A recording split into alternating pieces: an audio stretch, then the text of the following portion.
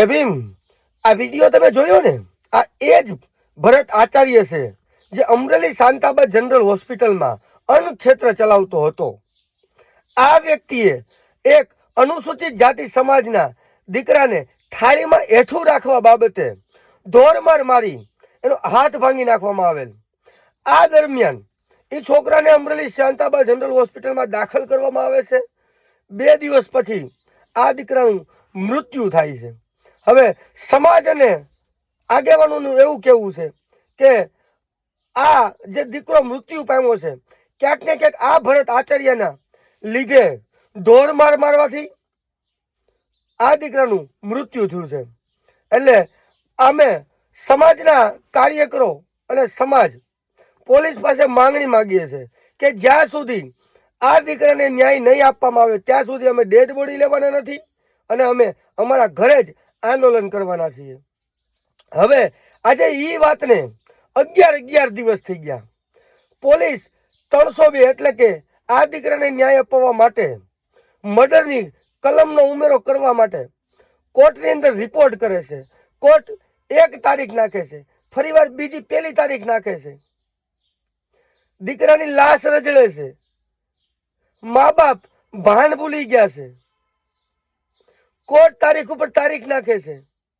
હવે આ દીકરાને ન્યાય મળશે કે નહીં મળે એ ન્યાયતંત્ર ઉપર આપણે છોડીએ છીએ। પણ સમાજના લોકોને, જે લોકો માનવતામાં માને છે, એ લોકો આ વિડીયો તમે પેલો જોયો, હજી પાછો એક વિડીયો મૂકું છું।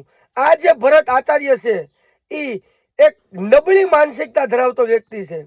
અમરેલી શાંતાબા જનરલ હોસ્પિટલમાં ગર્ભવતી બહેનો જે દાખલ થાય છે, જે જમવા જાય, એને પણ આ નાલાયક ઢોરમાર મારે છે।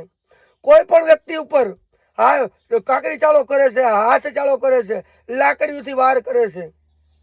એટલે આ વ્યક્તિને કોઈ કહેવા વાળું છે નહીં। પોલીસ તંત્રને હું ખાસ કહેવું છું કે તમે એટ્રોસિટી એક્ટની અંદર તમે અર્નેસ્ટ કુમારના જજમેન્ટ ઉપર આ આચાર્યને છોડી તો દીધો, પણ તમને વિડિયા ધ્યાનમાં ન આવ્યા। તમને એટ્રોસિટી એક્ટ સ્પેશિયલ એક્ટ છે એ તમને ધ્યાનમાં ન આવ્યું।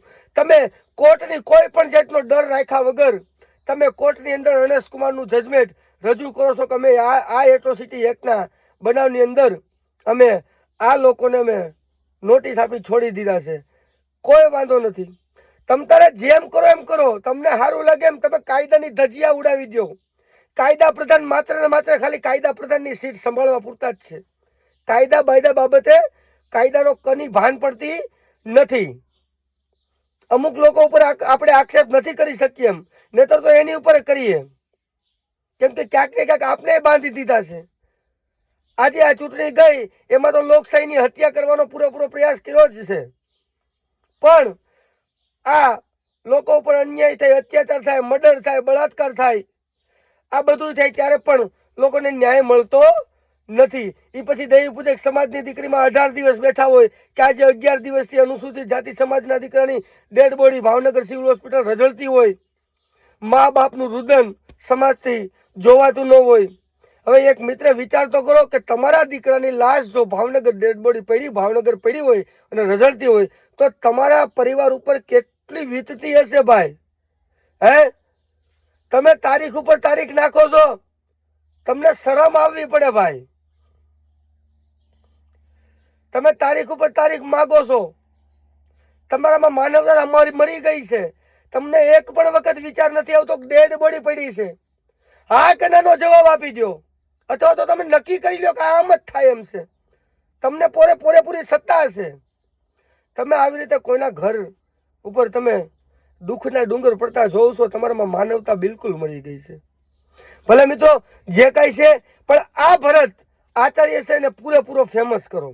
આની અંદર જે હું 2 વિડીયો હજી મૂકું છું અને આ વિડીયો પૂરેપૂરો વાયરલ કરજો, જેથી કરીને આ ભરત આચાર્યની માનસિકતા કેવી છે એ લોકો જોવે। જય ભીમ, જય સંવિધાન।